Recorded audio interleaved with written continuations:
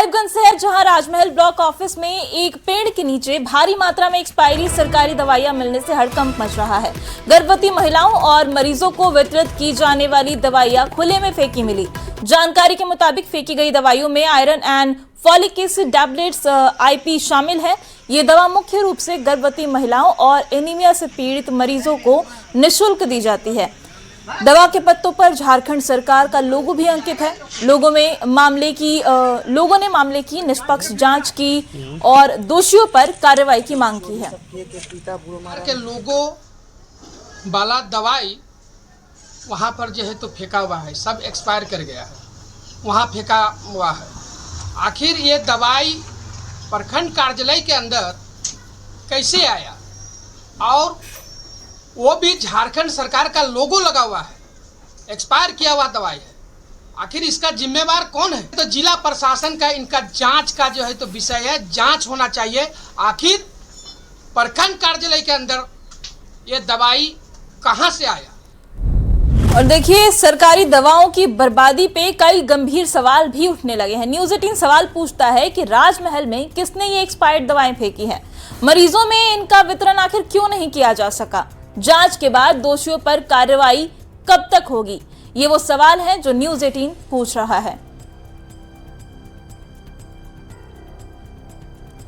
और पाकुड़ से आपको बड़ी खबर बताते हैं, जहां जनगणना और एसआईआर के बीच फर्जी प्रमाण पत्र बनाने का मामला सामने आया है, जिसके बाद प्रशासन की नींद उड़ गई है। ग्रामीणों की शिकायत पर मुफस्सिल थाना की पुलिस ने फर्जीवाड़ा करने वाले युवक हेमंत कुमार को गिरफ्तार कर लिया। पुलिस के मुताबिक हेमंत पिछले 1 साल से फर्जी प्रमाण पत्र बनाने का काम कर रहा था। सबसे बड़ी बात यह है कि हेमंत सरकार विभाग की आधिकारिक वेबसाइट का फर्जी क्लोन बनाकर वो भोले भाले ग्रामीणों से पैसे भी ऐंठता था और उन्हें नकली सरकारी दस्तावेज सौंप रहा था। मामला मेरे संज्ञान में आया है। एक लड़का मुफस्सिल थाना क्षेत्र का था। वो बहुत दिनों से फर्जी जाति, आवासीय और जन्म प्रमाण पत्र बना रहा था। हम लोगों ने सीओ साहब के कहने पर उन पर जांच किया है और प्रथम दृष्टया लग रहा है कि वो सही में धोखेबाजी, फ्रॉड तरीके से सब कुछ कर रहा था। तो अभी हम लोग उसको जेल भेज दिए हैं और बाकी आगे मामला अनुसंधान अंतर्गत है। लिया है 1500। किस लिए लिया था पैसा? सर्टिफिकेट बनाने के लिए। सर्टिफिकेट? कौन सर्टिफिकेट? टेलर। आपसे क्या आपका? आप लोग का क्या बात है? हमें 2टा टेलर बनाते दिया है तो 5000 लिया है सर्टिफिकेट। की दिए बना तो कौन सर्टिफिकेट? जन्म सर्टिफिकेट 5000 लिया है। कत लिए 5000। बात हुई थी कि नरोत्तमपुर पंचायत के पहाड़िया टोला में किसी व्यक्ति द्वारा अवैध रूप से जो है लोगों से दस्तावेज प्राप्त किया जा रहा था, ये कहकर कि वो जन्म प्रमाण पत्र उनका बनवाएंगे। इस संबंध में कुछ अवैध उगाही की भी मामले सामने आए थे। सामने जाकर जांच किया तो पता चला कि उनके पास कुछ ऐसे दस्तावेज हैं जो कि उस गांव से संबंधित कुछ लोगों के हैं। अभी जो भी दस्तावेज उनसे प्राप्त हुए हैं, अभी वो प्रक्रियाधीन है। हम और देखिए, इस मामले को लेकर सियासत भी अब तेज हो गई है। जेएमएम ने कहा कि इस मामले का खुलासा हमारी सरकार ने किया है और इसमें शामिल लोगों को पकड़ा जा रहा है। जो भी इसमें शामिल है उसे बख्शा नहीं जाएगा। पत्र तो क्या बोलिएगा, यहाँ तो बड़े बड़े राजनेताओं के फर्जी प्रमाण पत्र हैं। किसने बनाया? एफिडेविट वाले लोग भी बने हुए हैं, मुख्यमंत्री। बहुत तरह की बातें हैं। देखिए, फर्जी वाड़ा जहाँ करना होता है ना, जो फर्जी करने वाले लोग। और बड़ी खबर आपको जमशेदपुर से बताते हैं, जहां गोविंदपुर थाना क्षेत्र के पास एक हाईवा की टक्कर से बाइक सवार युवक सुखदेव गोराई की मौत हो गई, जबकि कालीदास गंभीर रूप से इस हादसे में घायल हो गए हैं। हादसे के बाद नाराज ग्रामीणों और परिजनों ने मुआवजे की मांग को लेकर सड़क जाम कर दिया। लोगों ने हाईवा में तोड़फोड़ भी की और वाहन में आग लगाने की कोशिश की।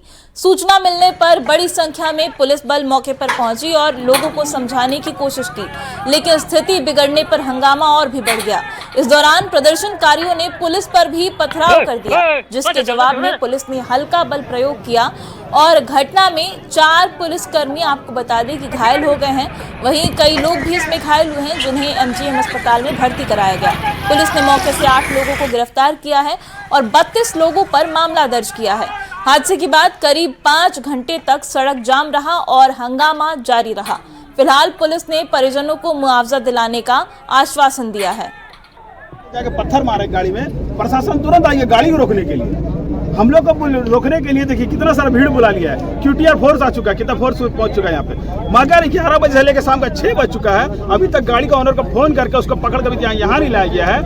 तो ये प्रशासन झारखंड वर्दी का नाम पे सिर्फ और सिर्फ दलाली के लिए कर रही है, अमीरों की दलाली कर रही है। तो देख सकते हैं ये जो बच्चा है इसका बाप और आग के सामने इसका मरा है, तो प्रशासन ये दलालीगिरी नहीं चलेगी। प्रशासन एक्सीडेंट हुआ था यहाँ पे। हाँ, कैसे एक्सीडेंट हुआ? कोई किस गाड़ी ने मारा? हाईवे ने मारा है उनको और ड्राइवर भाग गए। ड्राइवर है नहीं, तो हम लोग अभी जस्ट पहुँचे हैं। हम लोग खबर दिया कि एक्सीडेंट हो, हम आए, टेक को लेकर चले गए पुलिस जीप में, मतलब अपना बुलेरो में, और एक में एडमिट किए थे। हम लोग बोले कि एम्बुलेंस चाहिए, तो एम्बुलेंस नहीं है, ये प्राइवेट के लिए एम्बुलेंस नहीं है, ये सरकारी के लिए। क्या कंडीशन था पेशेंट का अभी यहाँ पे? एक जन का तो कंडीशन बहुत खराब है। अच्छा, और इनका भी थोड़ा चोट लगा हुआ, इनको टाटा मोटर लेके जा रहे हैं। हम लोग के पीछे से पहुँचे हाईवे, हमारा इसे सुनने में आया। तो क्या किसी की मौत भी हुई है? अभी तो यहाँ तो डेथ नहीं, कोई डेथ नहीं किया अभी। और कितने लोग घायल है सर? धनबाद से बड़ी खबर है। अवैध लॉटरी सट्टे को लेकर 2 गुट आपस में भिड़ गए। कुमार धुबी चौक पर जमकर मारपीट हुई है। घटना का सीसीटीवी फुटेज भी सामने आया है। वर्चस्व और पैसों के विवाद को लेकर के ये मारपीट हुई है। मारपीट में कई लोगों के घायल होने की सूचना है। सूचना मिलते ही पुलिस मौके पर पहुंची और पुलिस के मौके पर पहुंचते ही आरोपी वहां से फरार हो गए। फिलहाल पुलिस पूरे मामले की जांच में जुटी हुई है। तो देखिए सीसीटीवी फुटेज ये सामने आया है। सट्टेबाजी के आरोप में मारपीट का मामला ये सामने आया है और जैसे ही पुलिस को इसकी सूचना मिली तो पुलिस वहां पर पहुंची और पुलिस के पहुंचते ही वहां से सारे आरोपी जो थे वो फरार हो गए हैं। आप बताए हैं उसका जैसे सूचना आता है तुरंत हम लोग उसका संगठित एक टीम गठन करते हैं और वहां जाके प्रॉपर तरीके से रेड करके उसको पकड़ लेते हैं। और अभी हम लोगों का संज्ञान है वो सब एक्टिविटीज़ पे। जल्द से जल्दी वो काम के ऊपर भी हमारा कार्रवाई हो जाएगा। रांची पुलिस के नाम पर लोगों को डरा धमकाकर अवैध वसूली करने वाले एक कथित रैकेट का मामला सामने आया है।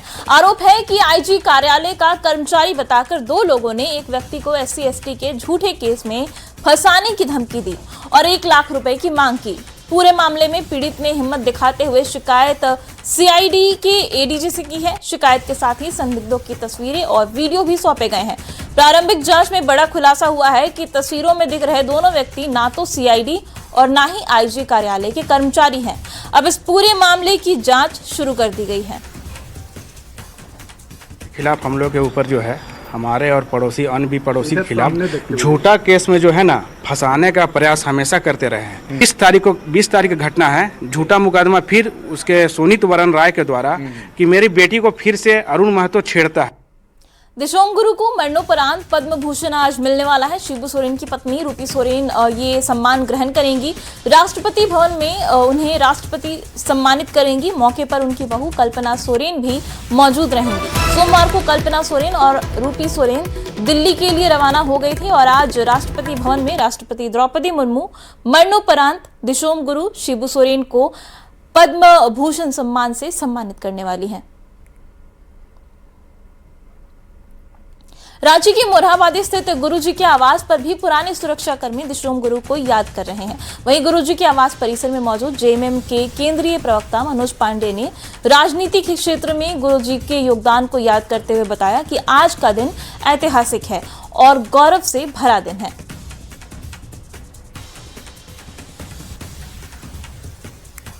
झारखंड के लिए आज का दिन बेहद गौरव भरा और ऐतिहासिक दिन है, क्योंकि आज झारखंड के गुरुजी, दुनिया के गुरुजी, देश भर के गुरुजी स्वर्गीय शिबू सोरेन को पद्म भूषण सम्मान मिलने जा रहा है। जाहिर है कि झारखंड के साथ साथ पूरा देश उन्हें याद कर रहा है, लेकिन ऐसे में यह समझना और जानना बेहद जरूरी है कि रांची के मोरहाबादी स्थित जो गुरुजी का आवास है, वहाँ के सुरक्षाकर्मी, वहाँ के कर्मी क्या महसूस कर रहे हैं। झारखंड के बहुत सौभाग्य दिन है, गुरुजी के सम्मान मिलने जा रहा है।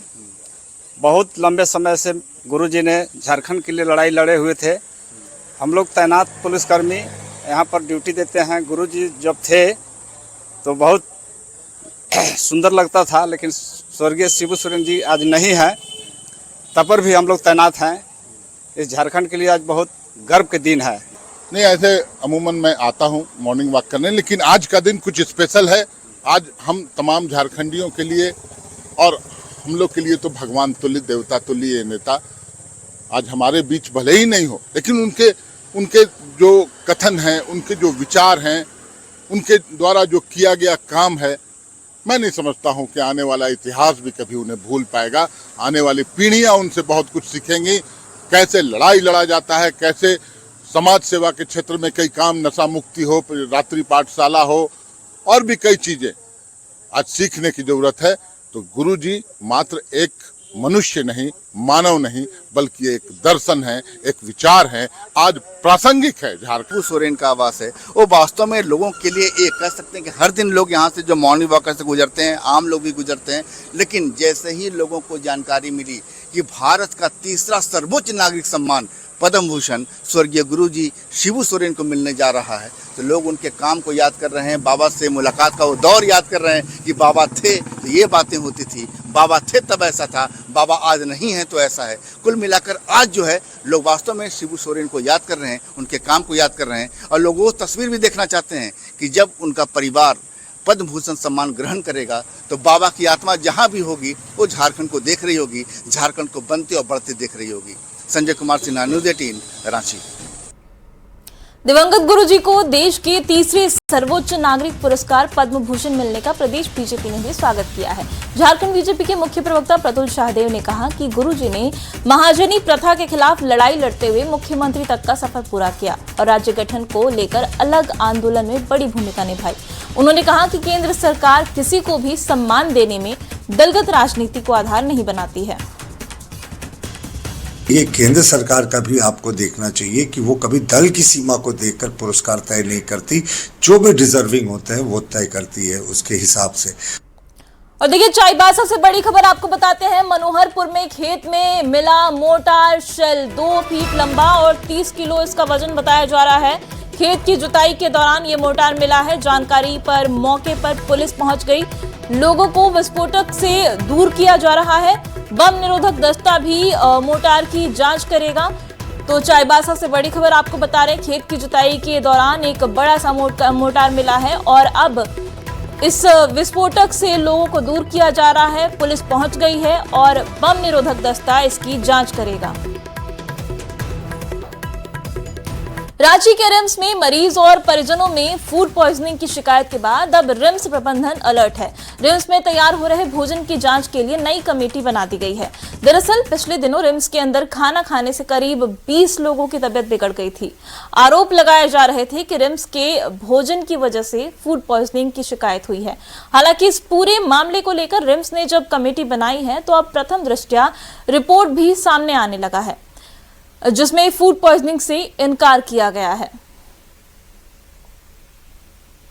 कि इसमें मुख्य रूप से मरीज के परिजन प्रभावित हुए थे और इसलिए ये कहना कि किचन के खाने से ही हुआ है, ये भी थोड़ा भी संदेहास्पद है, क्योंकि हो सकता है उन्होंने बाहर से कुछ खा लिया हो, तो ये भी संभावना है। बट फिर भी रिम्स प्रबंधन ने तुरंत कार्रवाई करते हुए जो भी फूड सैंपल था और अंडे का सैंपल था उसको टेस्टिंग के लिए अभी माइक्रोबायोलॉजी लैब में भेज दिया है और अगले 1-2 दिनों में उसकी रिपोर्ट आ जाएगी।